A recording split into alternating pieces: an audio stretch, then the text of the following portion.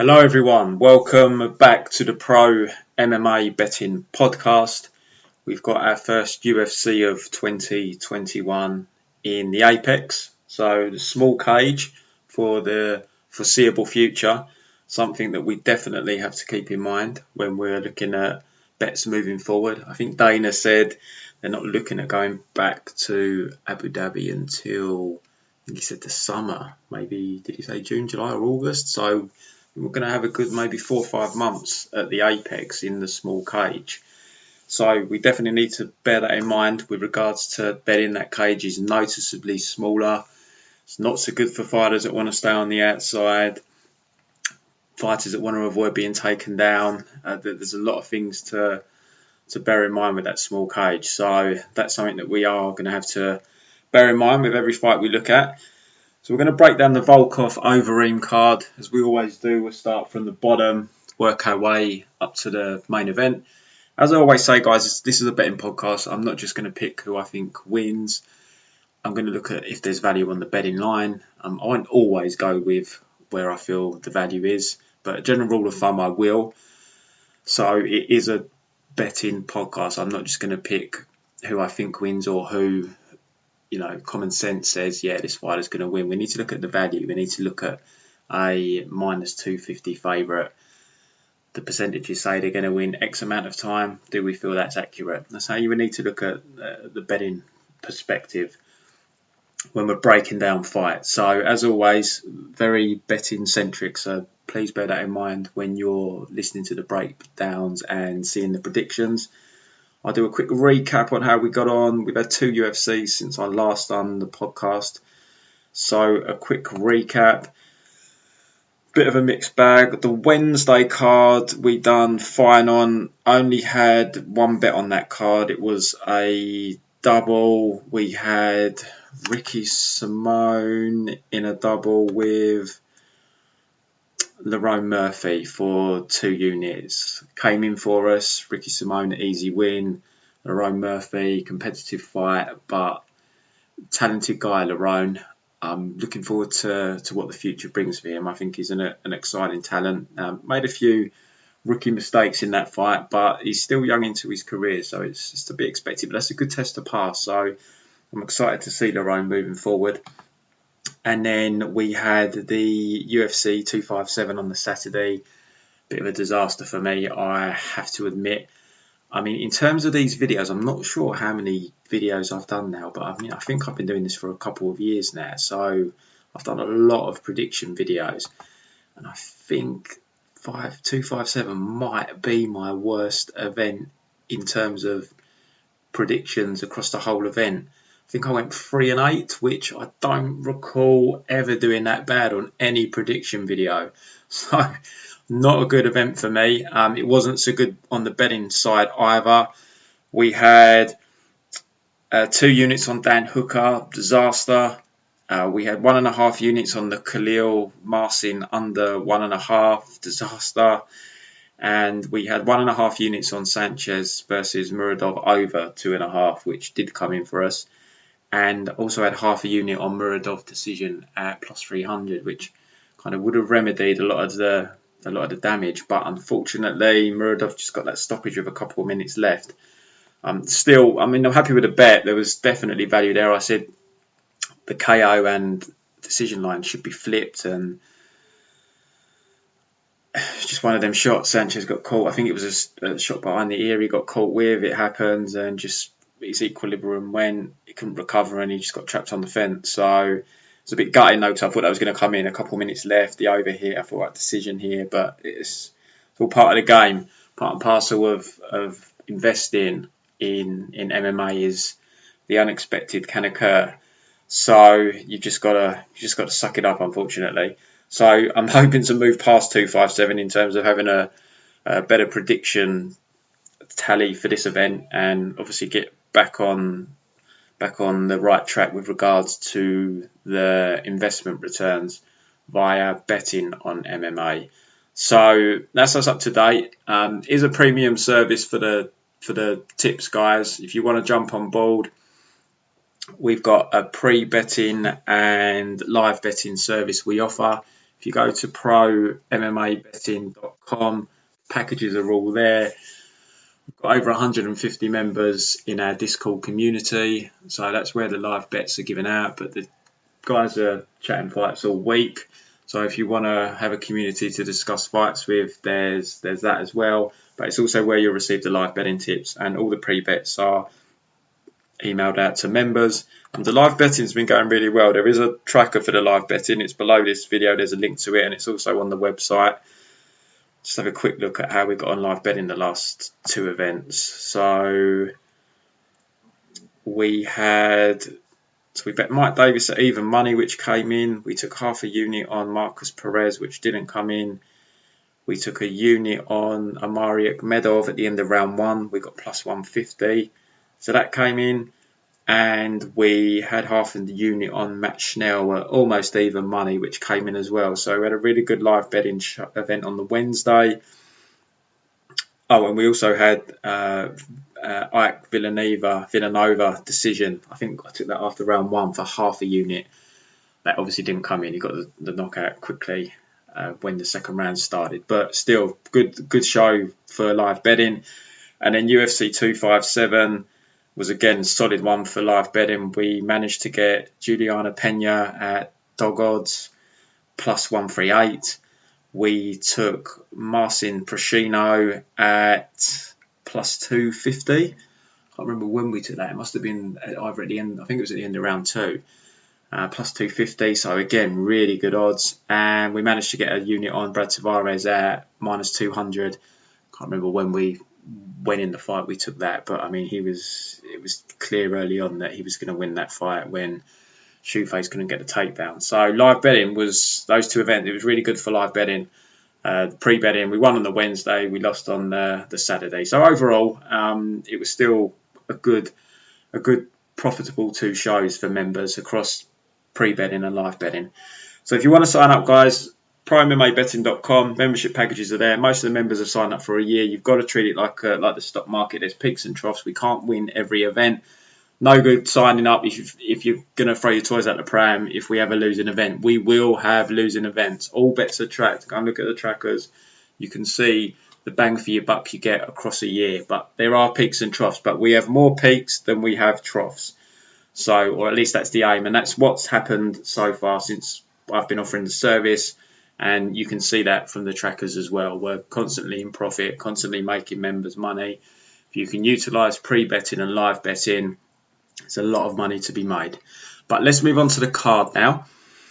Been a lot of late changes. Hopefully there's no more changes. It's just carrying on ever since this COVID situation occurred. We're constantly having to deal with last minute changes of fights. It's a complete nightmare on the Kape in front.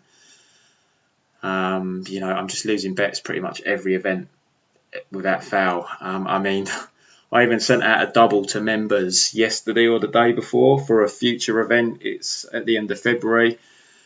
A double, and literally within 24 hours, not one, but both legs had fallen out because one of the guys had pulled out of the fight. It's just a complete nightmare at the moment. But what can we do? We've just got to roll with the punches. But let's get back to this card. So this is a late notice fight put together. We've got Ode Osborne taking on Jerome Rivera. Ode was meant to face some Russian, Bondar, I think his name was. Not sure why he's pulled out. I assume positive COVID test. I don't know. But anyway, we've got Jerome Rivera coming in. Look, I'm not high on Jerome at all. I think he definitely lacks physicality. Noticed that on his Contender Series fight. He was just struggling physically with the guy. Tyson Nam, he had a decent first round, skirting the outside, and then Nam just stepped forward in the second round and knocked him out. And then against Figueiredo, he had a decent round 3 when Figueiredo slowed down. This is the brother of Davis and Figueiredo. But the first 2 rounds, the takedown, he was just getting taken down too easy. Really, the physicality is a big issue for him. He's got a bit of a beanpole frame. He's very tall for the weight class, very skinny. And sometimes guys like that have that wiry strength, but Rivera just doesn't. And he's lucky that we're in this climate at the minute, because ordinarily he would not be getting another shot in the UFC. The thing with Ode is he's only won one fight by decision, and if we look at his record, that decision win was back in September 2016. So he's not been past round one for 4.5 years, which is always concerning for me. Now, Rivera, he doesn't seem to be. You look at his losses. He's lost 4 fights and he's lost 3 inside the distance. But one was an arm injury, to be fair, against Royval, just a fluky arm injury when he put his arm out to post and he broke his arm. He got submitted late in the 3rd round by Roberto Sanchez, which was, you're talking 3.5 years ago now. And then Tyson Nam clocked him and put him out. So, he's gone a distance with Figueiredo. He went the distance on the Contender Series in a fight that he was fortunate to get that win. He probably should have lost that. Well, he should have lost that fight. So he should be on a 3-fight losing streak here for me. But yeah, there is still that just bit of an unknown with O, just not being past round one. It always makes me nervous. I definitely can't lay the juice on him. He opened at about -270, but I just saw that he dropped to -220. But it's still too steep for me. We've not seen him in over a year, which hopefully comes in looking better. He's only 29, trains with Montel and that group of guys. But, I just don't know how he's going to look past round one. He's a good athlete. He's got good stand-up. I'm going to pick him here, but it's a pass from a betting perspective. I can't put money on him as this big a favourite when we're talking 4.5 years since he went past round one. We saw Rivera in his last fight. He lasted the 3 rounds and his best round was the 3rd round. If it's 1-1 going into round 3, advantage could be with Jerome Rivera. So it's definitely a pass fight for me. I don't know if the over-under's out yet. Let me have a quick look. No, there's no over-under out. I wonder if they're going to set it at 1.5 again. Interesting, but it's not out yet anyway. But that's something maybe to look for. We'll see what happens. Next fight on the card, we've got Seungwoo Choi taking on Youssef Zalal. So again, another late notice fight. Zalal wasn't on this card. Choi was meant to be on the card. I can't remember who. He was meant to fight Colin Anglin, the guy from Contender Series. I had a little bit of money on Choi there. I managed to get him as a slight underdog. But the fight got cancelled and Youssef Zalal was coming in on short notice. I think the line's a bit wide. I wouldn't be betting Zalal here personally. He's around -240. I think this fight could be very close. The best success Zalal's had in the UFC, he's mixing in the takedowns with his striking. Now, Austin Lingo and Peter Barrett had absolutely no takedown defence. He had 2 of the easier matchups you'll get in the UFC there. Austin Lingo, I don't know what his ceiling is, but his takedown defence was atrocious. He was just getting taken down on every single leg attempt. Was not good. And Peter Barrett, we know, is pretty low level. Jordan Griffin, he struggled with Griffin. He struggled with the physicality of Griffin. Griffin is a big featherweight. And you could see in that fight he was struggling to get him down. He was making some strange fight IQ decisions as well. Like he kept engaging in the clinch with Griffin when he clearly had the advantage standing. He was a lot quicker. He's got good angles. But he kept engaging in the clinch as opposed to disengaging. And you saw there where Griffin had the physicality. He struggled with the takedowns. And then, again, we saw it with Topuria, who pretty much dominated him for the first couple of rounds. He started to slow down in round 3. So Zalal had a little bit more success. But ultimately, I don't think he's going to be able to dominate Choi with the takedowns the way Gavin Tucker did and the way Evloev did. I don't think he's got the physicality of those two. And Gavin Tucker is a very good jiu-jitsu guy as well. I think he's a black belt under Renzo Gracie. They don't give them out like sweets. So he's a very competent grappler. And he shut down Choi really well. I just don't know if Zalal can have that success. And Choi's not bad at getting back to his feet either. He gives his back and whatnot, but Zalau's not really a opportunistic submission guy, so I think he'll be okay doing that, and I think he'll get back to his feet here. On the feet, I think it's a close fight on the feet. I do. So I'm going to pick Choi here. My gut says Zalau's going to nick this fight. He's going to get a close decision, but the line's just too wide for me. I can't ignore the line, and I just don't think he's going to be able to take him down and dominate the way he did Barrett and Lingo. And then the Griffin fight, I think it was a unanimous decision, but it was a very competitive 30-27 type fight. And then, Tapura is completely different to Choi, but he's coming off a fight where he was, pretty much dominated the first couple of rounds. Zalau's always in shape. Choi's always in shape. I don't expect it to be cardio issues for either. I think it'd be a high-paced fight. The over was initially set at 1.5, which was a mistake. It should have been 2.5 from the beginning. But I'm just going to go with a value here. I haven't bet it yet. I'm waiting to see what the points handicap is, to be honest. But just that line for me is too wide. So I'm going to go with Choi in a very close split decision type fight. I'd be very surprised if Zalal can come out mixing the striking with the takedowns, have good success on the ground, then hats off to him, because I don't see him dominating the way Tucker and Evloev did. Next fight on the card, we have Molly McCann taking on Lara Procopio. So, Molly McCann from England kind of cemented herself as a decent level UFC fighter. She had a bit of a rough start, but she reeled off I think it was 3 successive wins just to bring up her record. So she lost to Gillian Robertson on her debut. She had the Priscilla fight, she had the Lipsky fight and the Belbita fight. And then she's coming off a loss where she got pretty much dominated by Taylor Santos. But, we've just seen Santos dominated Jill Robertson. So no shame in that loss there at all. Procopio is a Brazilian fighter. She fights out of Nova and Yao. She's 25 years of age. We haven't seen her for, I think it's about 18 months. Let me just bring her record up. We saw her against Carol Rosa. She's a Brazilian Jiu-Jitsu black belt. I was actually quite impressed with her against Rosa. She was fighting there up at 135. You could see there was a clear size differential, but she was competitive with Rosa. That was a close fight. I mean, she got dropped in the 3rd round, so that, kind of left or removed any possible confusion over the scorecard. But round 1 was close. She was landing on Rosa a lot.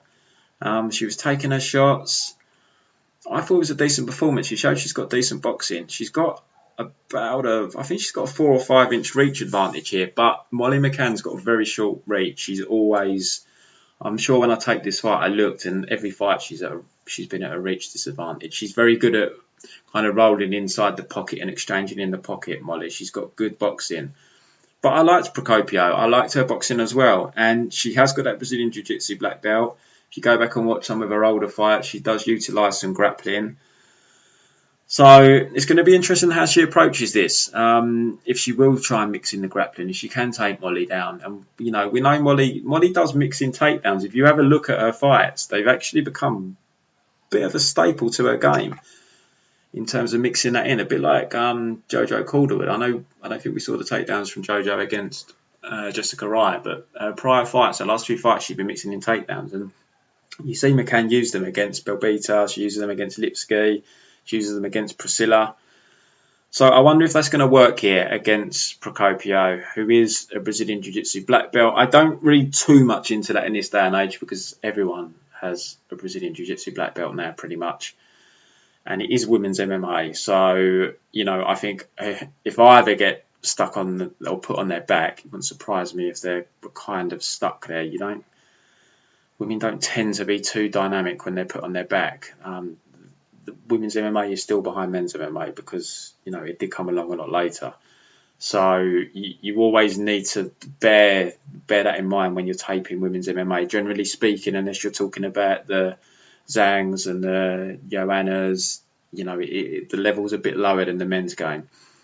So, interesting fight. I'm looking forward to this one. I think it'll be entertaining no matter what happens. I'm going to pick the underdog again here, though, Procopio. I think this should probably be closer to an even money fight. I'm interested to see how Procopio looks after, is it 18 months? Let me just double check. August 2019. So, yeah, 18 months. We haven't seen her. She's 25.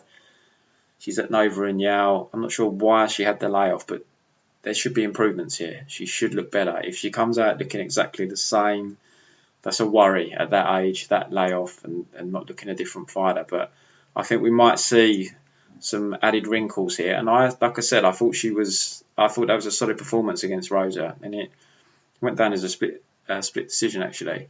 So I'm going to pick Procopio here to win this fight. I think it's going to be very competitive. I think it's going to be close. But I mean, at one point, I remember Molly was up at, I think, like minus 230, and Procopio was plus 200. Just crazy.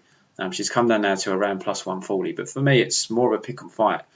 And there's no way I'm laying money on Molly McCann as a favourite unless she's got an absolute gimme. And I mean, she did drop round 1 to Belbita as well. So you have to remember that. But she is a decent boxer, Molly. She does close the gap well, as I say. She's always at a reach disadvantage. But if you can fire straight shots, she leads with her left hook a lot, which I hate. She always does it. If you just fire a straight right hand down the pipe, you're going to beat her to the punch. So, but as I say, women's MMA, I don't know whether that's something they're going to have picked up on, if it's something Procopio could utilise. But like I said, her hands look decent against Carol Rosa, who's got decent hands herself. So I'm gonna go with the dog here. I'm gonna pick Procopio. Next fight on the card, we have, well, speaking of Carol Rosa, we've got Carol Rosa taking on Jocelyn Edwards. Another late notice fight. Jocelyn Edwards in on short notice again here. We saw her a couple of weeks ago make her UFC debut. I bet her in that fight. I can't remember who she fought, the Chinese lady. Let me just bring up her record. I took her there as the underdog. I think I got about plus 170 on her. It was tipped to members as well. The odds weren't quite plus 170 when I tipped it. I think we got plus 140 or so. Yan and Wu.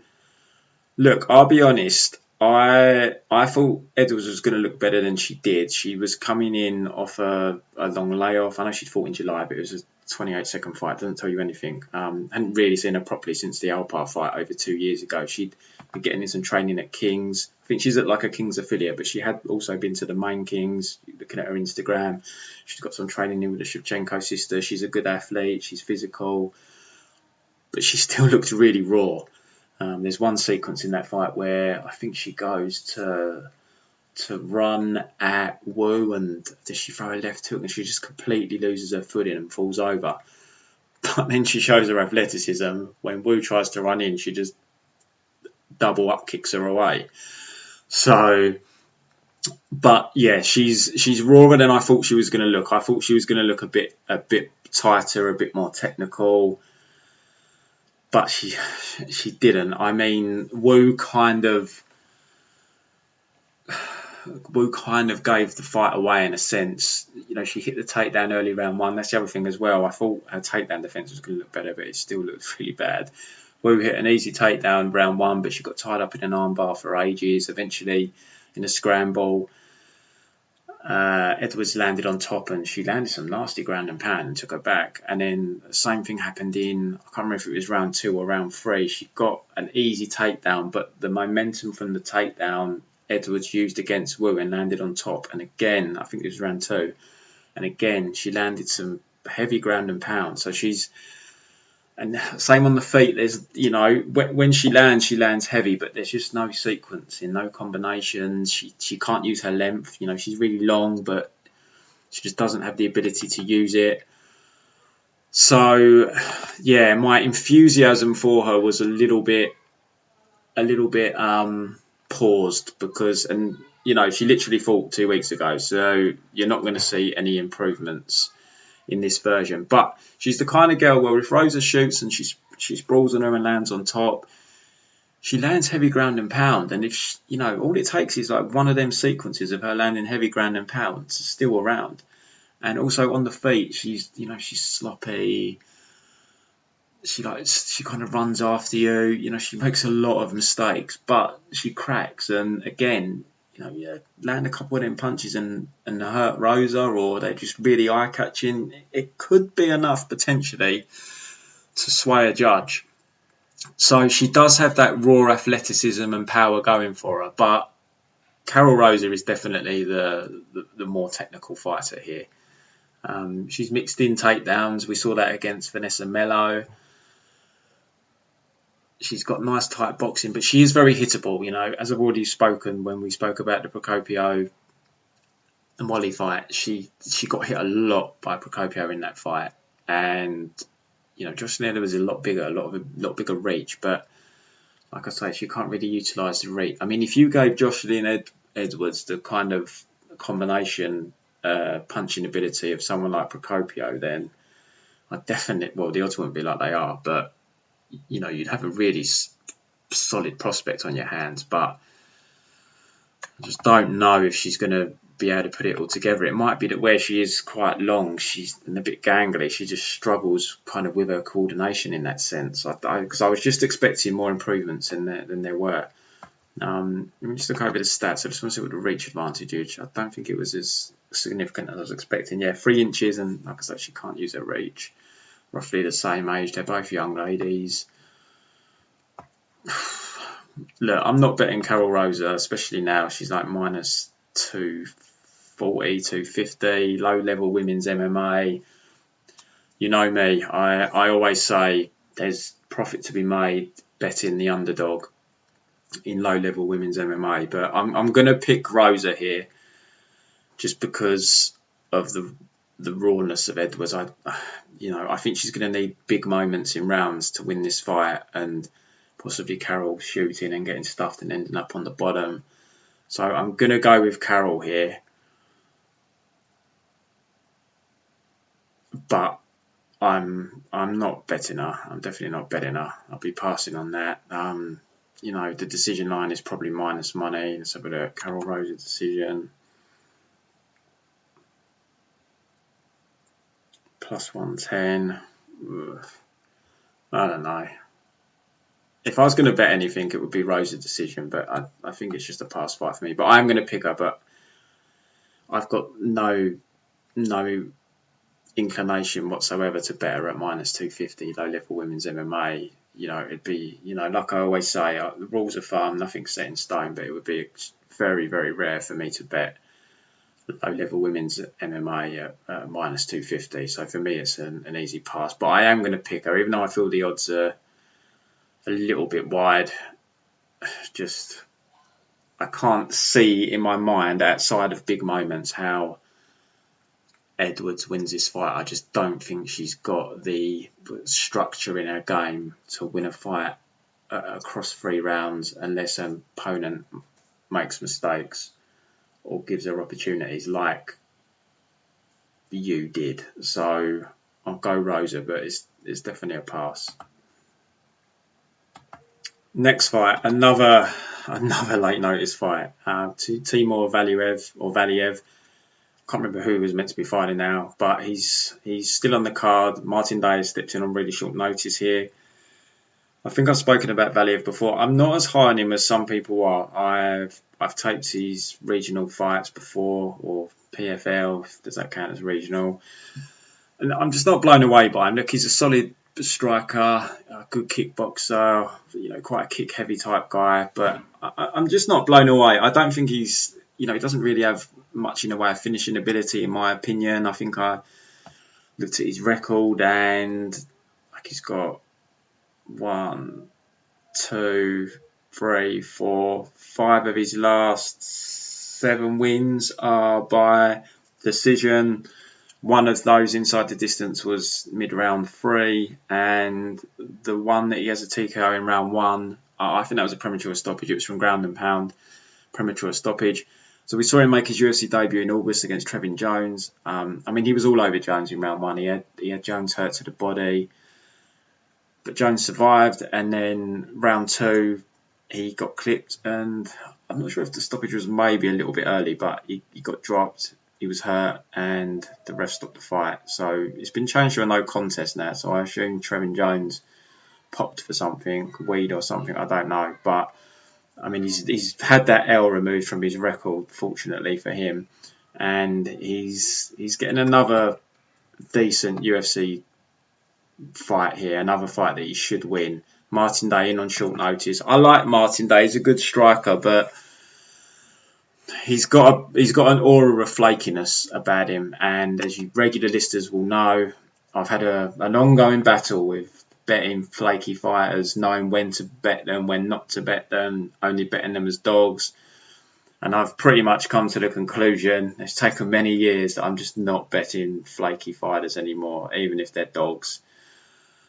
As I say, general rule of thumb, I'm sure there's going to be some kind of exception where someone's going to burn me down the line, but at the moment I'm sticking to it. And I just can't bet mine. I mean, the line's too wide. Valiev is minus 330. There's no way I'm paying that on Valiev. But equally, I'm not chomping at the bit to play Martin Day either. I'm going to pick Valiev here. I think the line's a bit wide, but I just can't get Day's last couple of fights out of my mind. I mean, the David Grant fight, I had a bet on him there against David Grant, and I don't know if he looked off in that fight, and there was a lot of late line movement. I don't think anything ever came out, but he definitely didn't look right to me in that fight. But he got knocked out by David Grant. I think Ping Yang Lu dropped him at one point in their fight. He got knocked out by Nohelan Hernandez a few years ago. You know, I'm not convinced on his chin. Valiev isn't a massive finisher, and he is kick heavy. But, you know, and in the Anderson de Santos, I think he dolphin dived into a guillotine choke. You know, it's just like, no, I'm picking Valiev. I'm not high on Valiev, but I think he wins this fight, and Day's in on really short notice as well. So the pick is Valiev. But I personally wouldn't play it. People are probably using him for doubles and whatnot.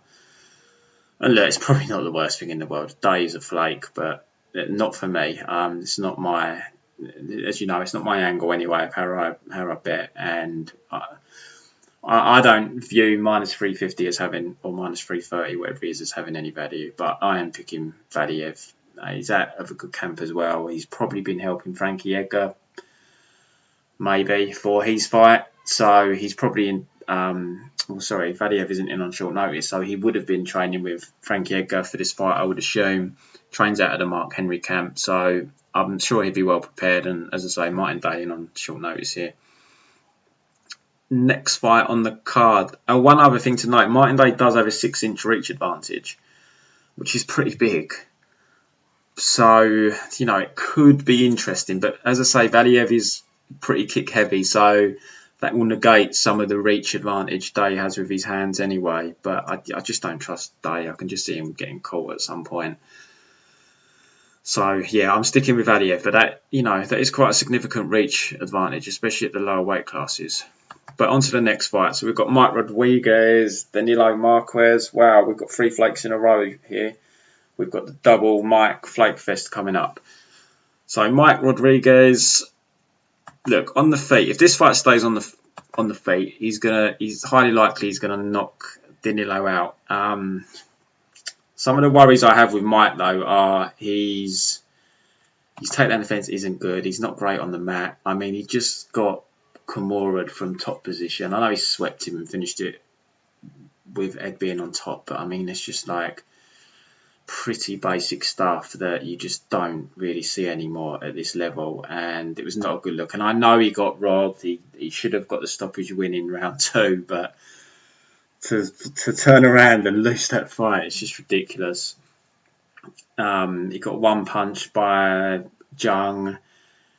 He lost the John Allen fight. So he got overturned because Allen popped for something, but you know, he's just not a guy. He's minus 250. He's not a guy I can trust as a minus 250. I've got him down as a bit of a flake. I mean, that Ed Herman fight was the ultimate stunt. Well, I say the ultimate stunt. We're probably going to come on to the ultimate stunt puller in a minute. But, I mean, you look at all his wins. Every single win he's got, besides one fight that he won in round 2, early round 2, they're all round 1 wins. Oh, he's got 2 in round 2, actually. You know, it just tells you what type of a fighter he is. It's, you know, round 1 or bust.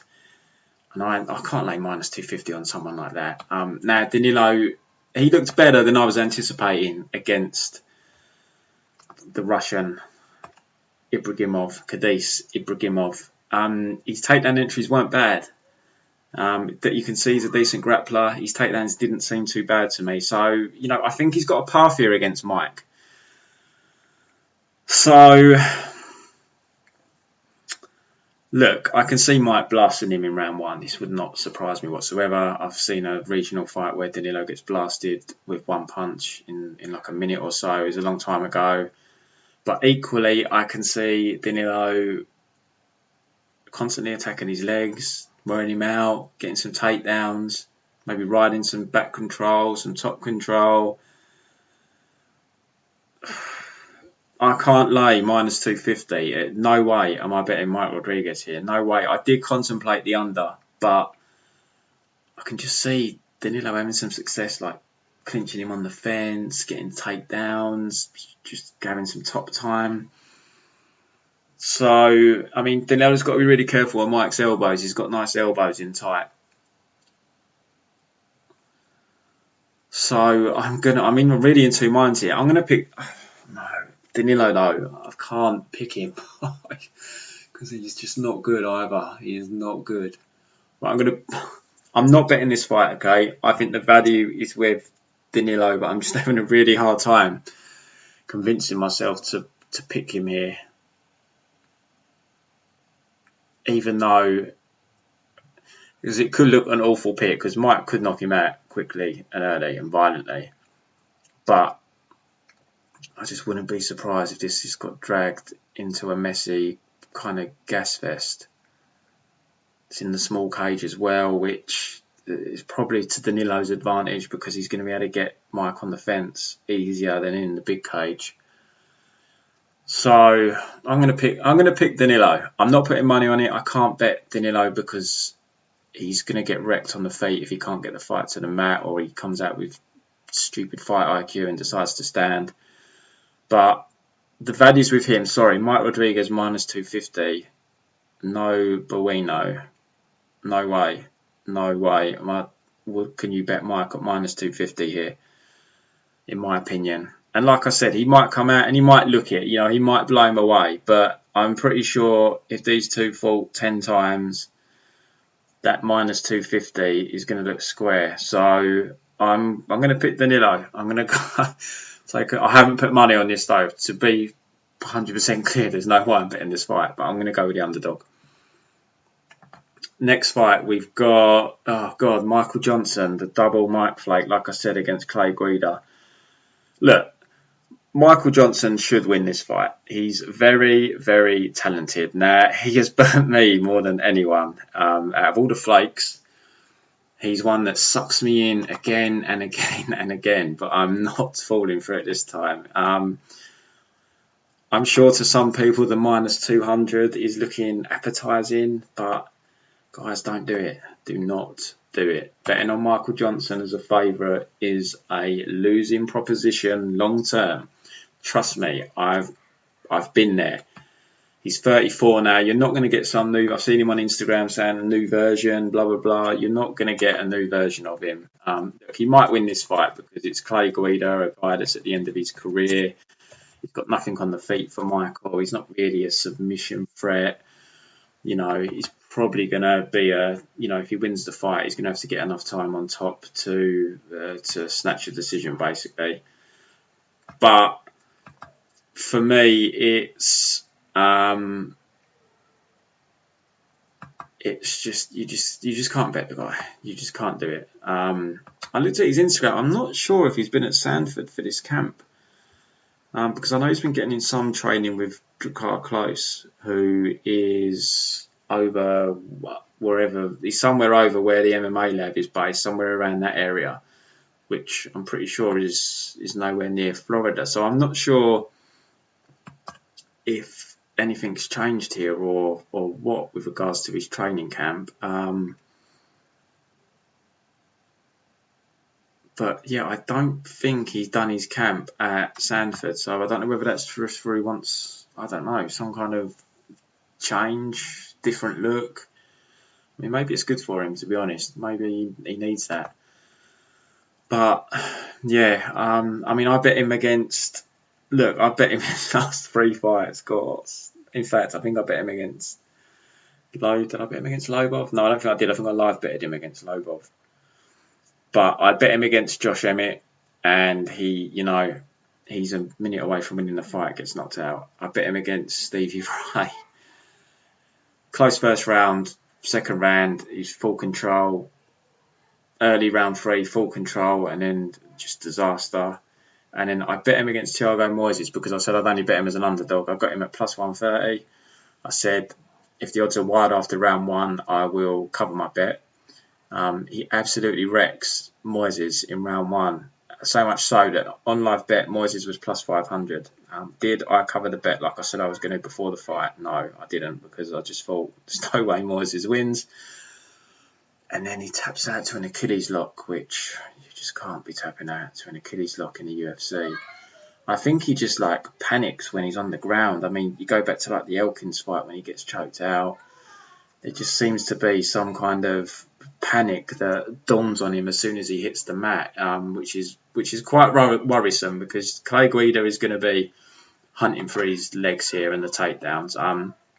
Michael wins this fight on the feet. He's really talented, Michael. I mean, look, a few years ago he knocked out Dustin Poirier in round 1, but look how different their careers have gone. And that's not through talent. Michael's more talented than Dustin Poirier probably, but just doesn't have the grit. So much in MMA is to do with grit and perseverance and coming through the tough spots. And Michael doesn't have it, and Dustin has. But Guida, he's 39 years of age now. He dropped around to BJ Penn 18 months ago. If BJ didn't gas, who knows what would have happened. Jim Miller, he lost quickly too. And then the Bobby Green fight in June was, he lost the fight, but it was competitive.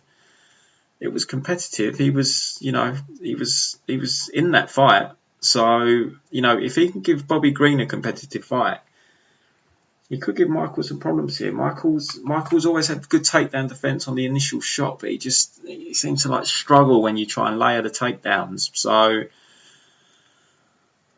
look, I'm going to pick Michael here to get the W, but don't bet him, guys. Do not do it. Just don't go near it, whatever you do. I would not be shocked, though, if this ended up looking like the Guida-Eric Koch fight. It would not shock me.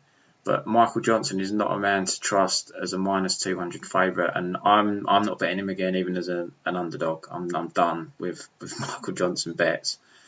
He's a flake. It can come out of nowhere, and that's it. Bet done. So I'll pick Michael, but he is who he is. He's a front runner, and I just can't bet him. I've lost all faith in betting the guy. And it's unfortunate that his career's turned out like it is, because, he's a super talented guy, and he should have won them last 3 fights. He should have won them. He should have a win over Josh Emmett, a win over Stevie Ray, a win over Thiago Moises. If he beat Emmett, he probably wouldn't have got them fights anyway. He would have been given, a top 10 guy. But, they're fights that he should have won. To go back to his loss before that, Darren Elkins, dominating the fight, dominating it. Even before that, Justin Gaethje. He had Gaethje in all sorts of trouble. He even staggered Kape in their fight. But he just doesn't deal with adversity. So you can't bet him, guys. You can't do it. Just swerve it. Just sit back and have a Michael Johnson fight sweat-free. Take it from an expert. Onto the main card now. So we've got Carlos Diego Ferreira taking on Beneil Dariush. This is going to be a barn burner. It's a rematch from a fight from about 5 years ago when Dariush won a unanimous decision.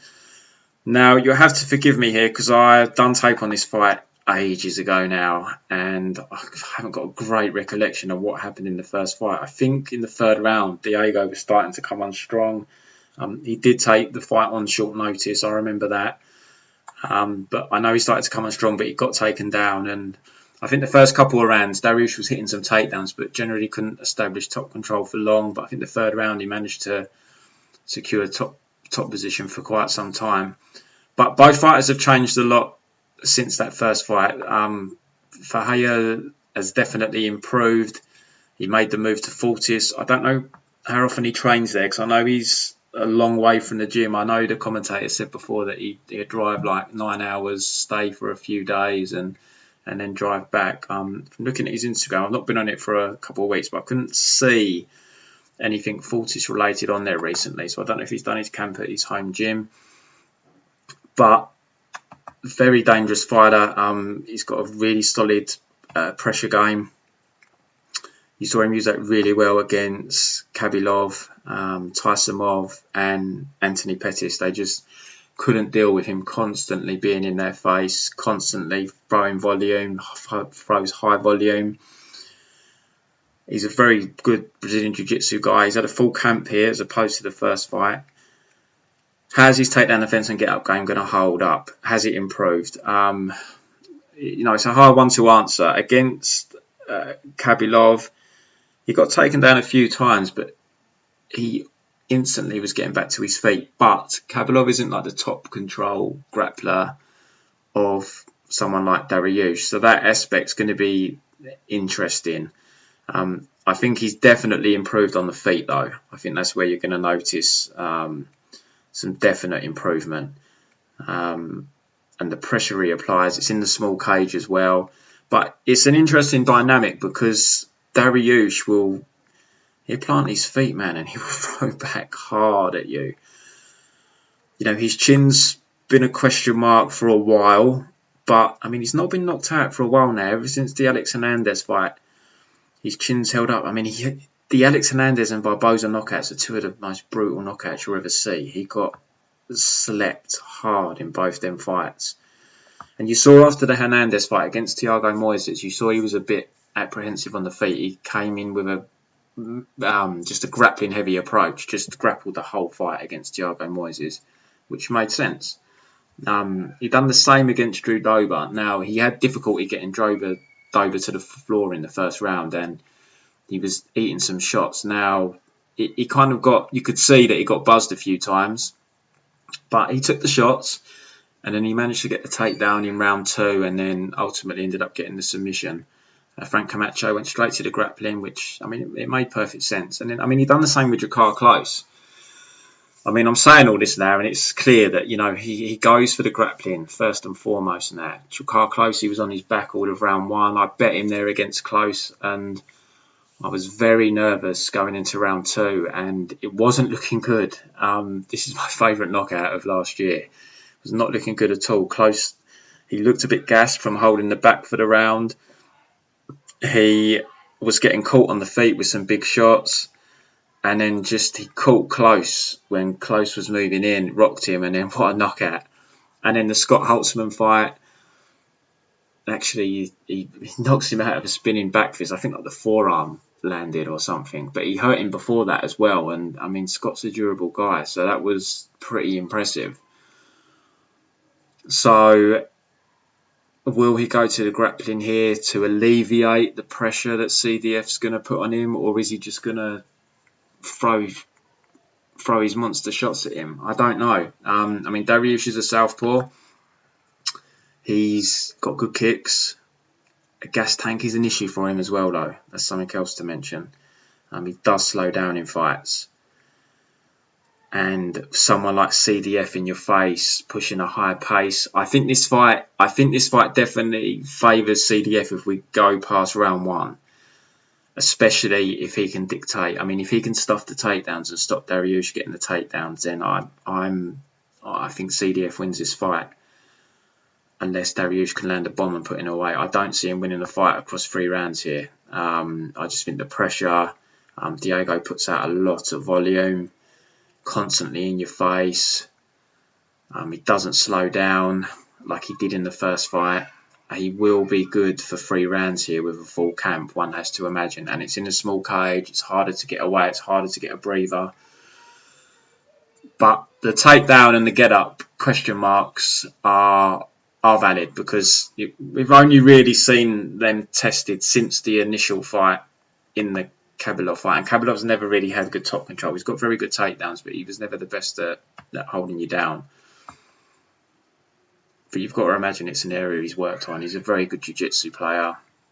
I don't think CDF will go for takedowns here. I think he'll be the one that will just want to keep it on the feet and pressure and slow Beneil down. But it's a great fight. I'm really looking forward to it. CDF's a slight favourite now. I think he opened as the slight underdog. It's kind of held pretty firm, but he's like minus 120. Just the stats on it. Let me just have a look at the stats in terms of the reach. I can't remember if there's much difference in the reach. I think they're pretty similar. But it's a very good fight. Could definitely be fight of the night, especially in that small cage. Ferreira's actually got a couple of inches reach on him. And remember as well, it's orthodox against a southpaw here. But, and they have fought before. But I think Dariush will go for the grappling here. I guess I hope it maybe slows down Ferreira having to defend takedowns, work back to his feet, and in an ideal world, Dariush can get him down and sub him or keep top control. But he won't want CDF to get into a rhythm on his feet, working his pressure game, letting the combinations go. The win over Chiasson was an impressive win. Again, Chiasson was a very good striker, and I know he slowed down in that fight, but nonetheless, it was a good win for Ferreira to win on the feet. And he can definitely win, a striking battle over 3 rounds, whereas Dariush, he's kind of, if he doesn't knock, if I just look at his fights, when he's been dragged into, if he doesn't knock you out,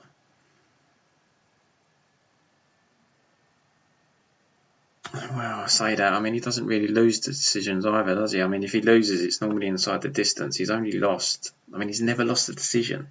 But actually, saying that, I don't think Ferreira has either. So I remember when I done tape, it was an interesting look.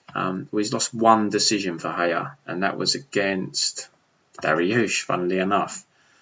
So both these guys know how to win fights if they go 3 rounds. They're not used to losing fights. So it's a great fight. I'm really looking forward to it. I'm going to pick Diego just because I feel that on the feet, I just favour him. If it goes 3 rounds, I just favour him. I just favour his pace, unless Dariush can just shut him down with his grappling. But I don't think he's going to be able to. Ferreira's only got 3 KO wins as well. I think that's maybe a little bit misleading. I think he hits harder than that. I think he dropped Tyson off. I'm sure I'm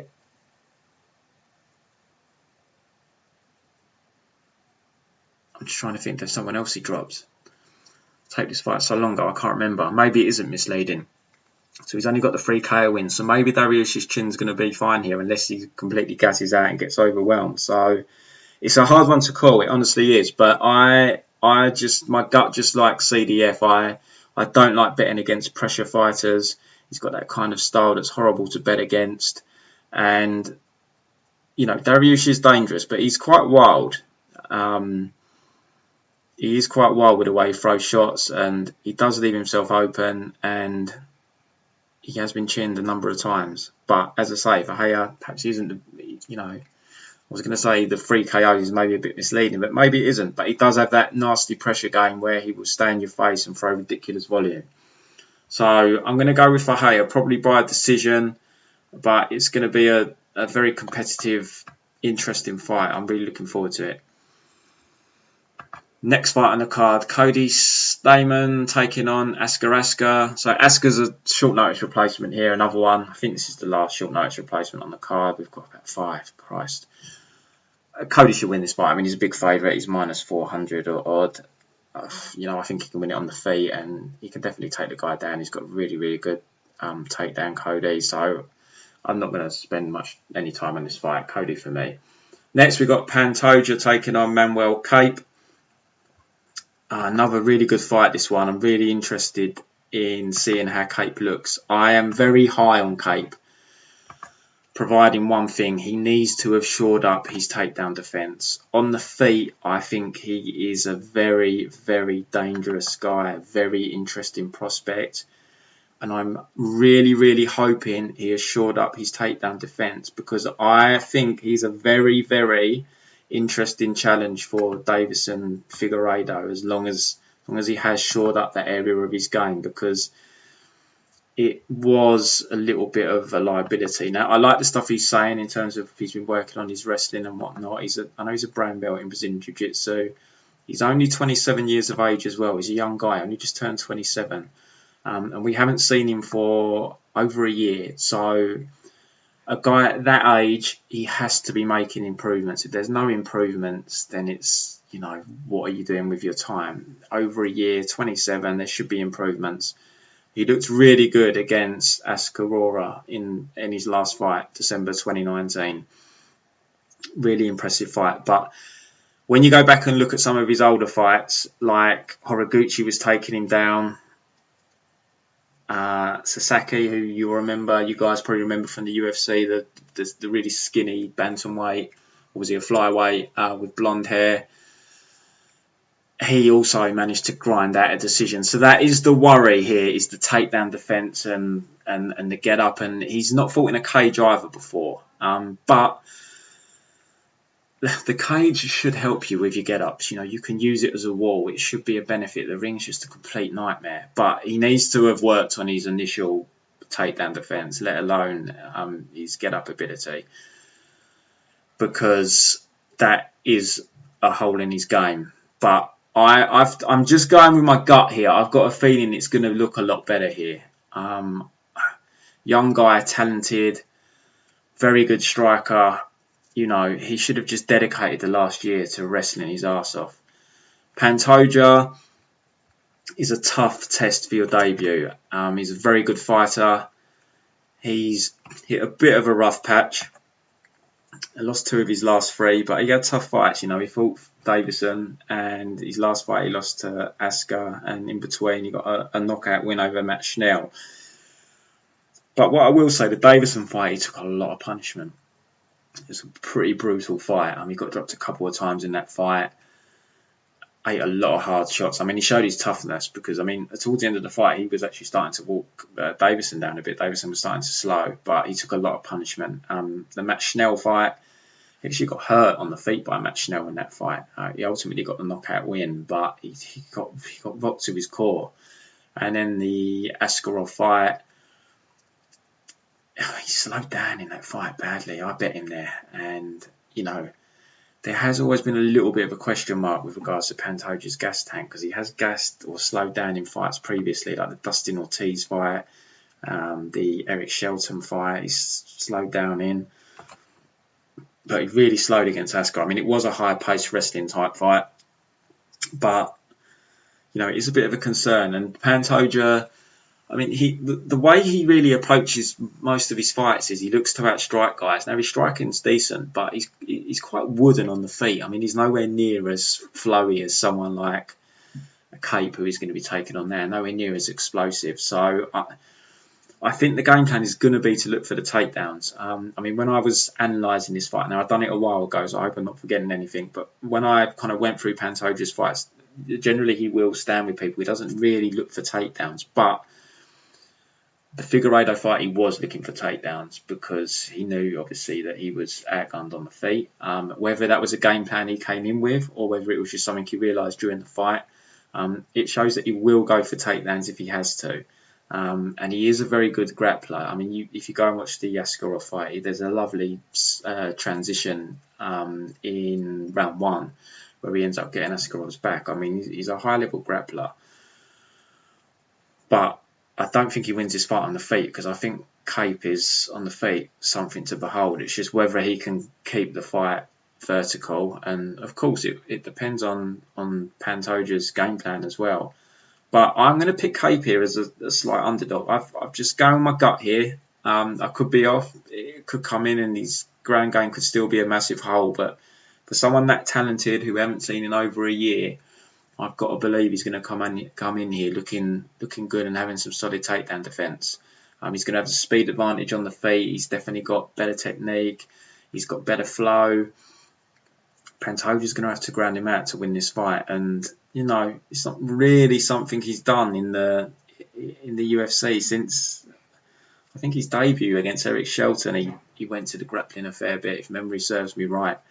In a fight where they both slowed down pretty badly. But, I know he submitted Sasaki, but I don't think he actually took Sasaki down in that fight.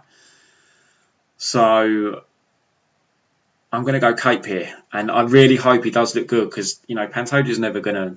He's not going to win the belt. I think we know what his seeding is. I really want there to be a good, solid challenger for Davison, and I'm really hoping Kape's going to be that man. So I'm going to go with Kape here as the underdog. Next fight on the card we have Marion Reneau taking on Macy Chiasson. God, this is on the main. Why is this on the main card? Look, I'm not betting Macy Chiasson as minus 220. You probably all know what I'm going to say. It's low-level women's MMA. There's got to be an exceptional reason for me to lay minus 220. I'm not tempted by Marion Reneau, though. She must be about 44 now. Let me just bring up the record. There's no way I'm laying money on a 44-year-old, even as an underdog. And she's gone through a bit of a rough stretch. I know last fight against Raquel Pennington, she really slowed down in that fight. She lost before that to Kunitskaya, before that to Kat Zingano. Macy Chiasson, no, isn't someone... not even because it's low-level women's MMA, but I definitely just don't trust her. We haven't seen her for a year. She put a beating on Shayna Young. Before that, she got grounded out by Alina Landsberg. Before that, a win over Sarah Moraes. So look, I'm gonna pick Macy here just because she's the younger girl by like 15 years. We've not seen her in a year. I've not checked her Instagram, but she was at 40, so she's at a good camp. She does crack for a lady, but Marion Reneau's got some power as well. I remember her cracking Sarah McMahon. So I'll pick Macy, but I've done no tape on this fight, guys. I just looked at it and was like, no, I'm not touching this fight. So don't go off my thoughts here. I haven't looked at the fight at all, and I don't think there's any value, by the way, on as I've said, on the minus 220. But I'm not trusting Macy Chiasson. Marion Reneau is she's a tough woman. She's going to come to fight, but just the age and everything, it's a fight I'll just live bet. I'll see how round one goes, but I'll pick Macy, but there's, as I say, don't take anything from me on this fight. I haven't looked into it. Co-main event, Cory Sandhagen taking on Frankie Edgar. So Frankie's coming off a solid win over Pedro Munoz. A controversial decision. I did rewatch the fight, but it's very hard when I'm capping a fight to score a fight as well. I can't. So I remember at the time going into round 5, I think Frankie was about plus 275 on live betting, and I did think that I didn't bet it, but I did think I should have, obviously. But what I'm saying is I should have bet it because whenever I feel a fight could be 2-2 going into the final round, and you've got one really big underdog, you should always bet it. Again, general rule of thumb, not set in stone, but general rule of thumb, and I just didn't. So for me, it seemed, from watching it live, it seemed pretty close. And then from rewatching it again, from a capping perspective, both were landing big shots. You had Pedro moving forward all the time. Maybe that holds sway with a lot of fans, etc., who think he should have got the decision. But, it was a close fight. But Frankie moved well for 5 rounds, as you'd expect. His chin looked fine, which was the concern, cutting down to 135. But he looked good, to be completely honest. But I think he's got a tough fight here. Cory's 10, 11 years younger. He's got really good stand-up. Seamlessly transitions from orthodox to southpaw.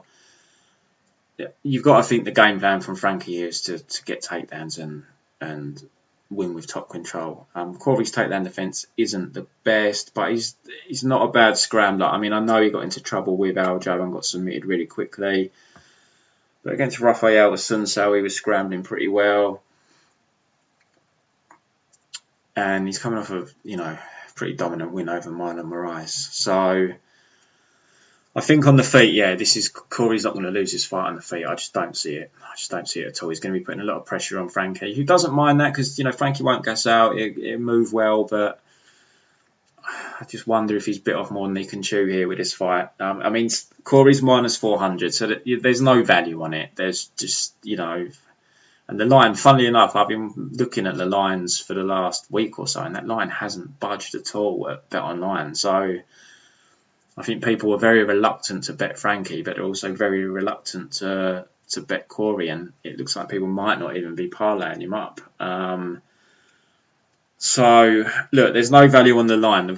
There's probably a bit of value with Frankie, but I'm sticking with my gut here. I just think Cory's going to win this fight. I can see him getting taken down, but I don't think Frankie's just going to be able to ground him out for 2 rounds to nick this on the cards. And I just think on the feet, he's going to get overwhelmed. And there might even be a little bit of value on Cory winning this, possibly inside the distance. Let's have a quick look. What are the odds on it? Sandhagen KO plus 225, plus 235 at Bet Online. I don't think that's bad for a sprinkle. I'm not really a prop bettor, as you regular listeners will know, but if you're into your props and that, I don't think that's a bad little bet there, Sandhagen by KO. But the money line, there's no value. And even though I think it's a bit wide, I'm sticking with my gut here. I think Cory wins this fight, so I'm going to pick Cory Sandhagen. Main event, so very good main event this. We've got Alistair Overeem taking on Alexandre Volkov. Heavyweight division, high level heavyweight fight. Alistair Overeem, if we talk about him first. So Overeem he's kind of admitted he's at the end of his career. This is kind of like his final run at the belt. Basically, he's said as much. He's been with Elevation Fight Team for a while now. Seems like a good fit for him. He's coming off, a good run. He lost back-to-back to Ngannou and Blades, but since then he's beaten Pavlovich, Oleinik. He was, a few seconds away from getting a decision over Rosenstrike until he got caught. He's got a win over Walt Harris and Augusto Sakai. So he's had a very long career over him. He's 40 years of age now. He's been fighting MMA since 1999. As I said, he's admitted this is kind of like his final run. The concern with Overeem, and it has been for a while, is his durability. He's been knocked out in MMA 14 times. So 14 of his 18 losses are by KO. And I haven't looked at his record for a while, but I know in K1 he's got some KO losses in there as well. So, it is a little bit concerning, but he's we all know he changed his fighting style completely. He was clearly a USADA victim. We know that 100%. Look at his body before and after. And as he got knocked out more and more, he adjusted his style. And it's helped him.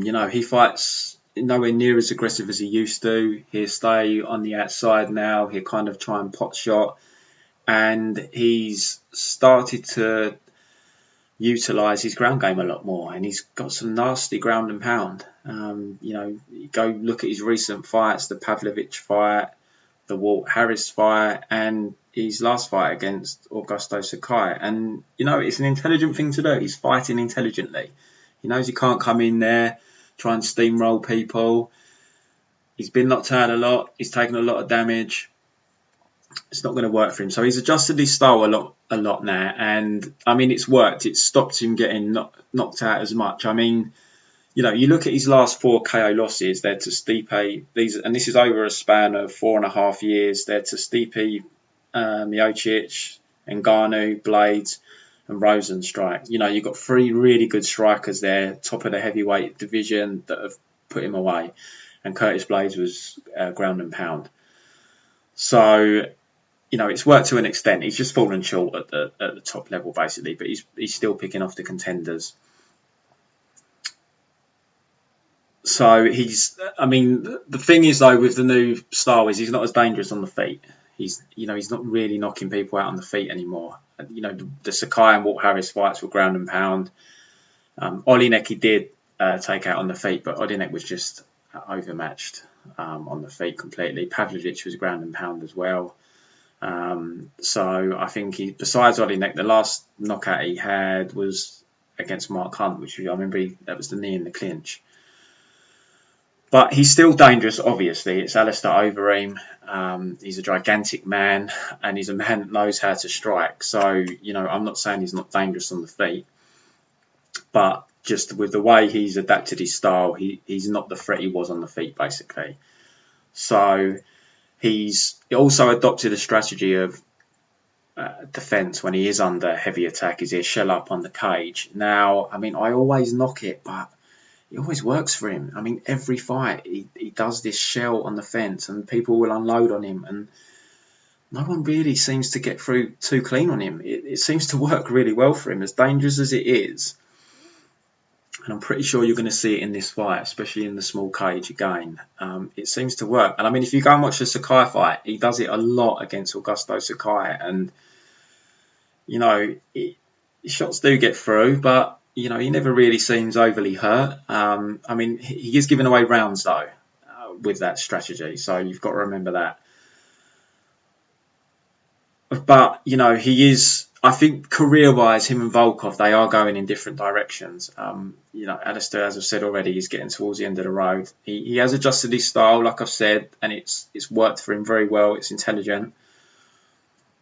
But I personally think the fight with Volkov is just going to be a step too far for him. He was in trouble early against Walt Harris, big trouble, and Walt kind of used his load trying to finish him, and he was just completely gassed from trying to finish. So, you know, he can still be hurt. Augusto Sakai was 2.5 rounds up. Sakai was... I had Sakai. He was 2 rounds up. I bet Sakai in that fight. Pre-fight, I bet him as the underdog. And, yeah, he was 2 rounds up. He was winning round 2. And then Overeem switched up the game plan really well. Started hitting takedowns. Sakai was slowing down. He didn't have any answer for it. He couldn't get up off his back. And it won Overeem the fight. He went to it in round 4, got him down. And again round 5, and he got the finish. So... But he was losing the striking to Sakai. He was getting backed up. He was shedding up a lot. There just wasn't a lot coming from him on the feet in that fight. And, I mean, the same with the Rosenstrike fight. It was just... You know, he got some takedowns on Rosenstrike in that fight, but they were harder to come by as the fight wore on, if memory serves me correctly. And there just wasn't much volume from him. It's, you know, like against Olinek, it was like the old Overeem, because he just didn't respect Olinek on the feet. But when he's got someone that's, you know, a dangerous striker,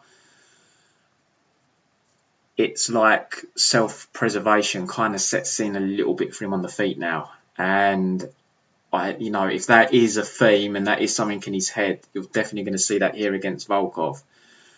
Because Volkov is, in my opinion, he's his most dangerous opponent since he fought Curtis Blades. Well, Francis Ngannou, really. I mean, Blades, you know, I'm not saying Blades isn't dangerous, but it's more if he gets on top and pounds you out. I mean, in terms of on the feet, I think Volkov is his most dangerous opponent since since Francis Ngannou. Now, Volkov isn't as dangerous as Ngannou in terms of finishing ability, but he's technically a very good striker. He's also put some weight on, which I found really interesting. After the Curtis Blades loss, he came in a lot bigger, like at the weight limit against Walt Harris. And, you know, I had a bet on Volkov in that fight, and when I saw the weight, I was concerned. But it seemed like a good move for him. I mean, I think he's just trying to maybe make himself a bit tougher to take down. I mean, on the negative side potentially is, you know, just carrying that extra weight. Is it going to affect his cardio? Because he's always had good cardio. Is he going to look a bit slower? But I mean, he didn't against Walt. He looked really good, and he totally bossed Walt Harris until we got the finish with the teep kick that hurt him to the body. But I mean, he was just all over him in round 1. He lost to Curtis Blades before that. I had Blades in a double there, and it got awfully sweaty. You know, he was getting taken down, but he was proving more and more difficult to take down as the fight went on and as Curtis got tired. And his cardio held up really well for a 5-round fight with someone like Curtis Blades, who's constantly making you wrestle. His cardio held up really well. Before that, comfortable win over Greg Hardy, just picked apart from the outside really. And then before that, he had that loss to Derek Lewis where he was, he was in full control. He was going to win the decision, and he got knocked out with 10 seconds left, just a nightmare. And before that, he beat Verdun. So Volkov, they've got the same reach, 80 inches, but Volkov's going to, he's definitely the sturdier of the two. He's got a good chin. He's only been knocked out, as I said. Derek Lewis caught him with 10 seconds left with a monster shot. In a fight where he had Derek hurt a few times, but I guess it's a normal Derek Lewis fight. The only other time he got knocked out was a long time ago against Vitaly Minakov back in 2013 in Bellator. But he seems to have a really stout chin, Volkov. And for me, he's an improving fighter. I said it before the Walt Harris fight that he's improving. And some guys I chat with kind of questioned me on it.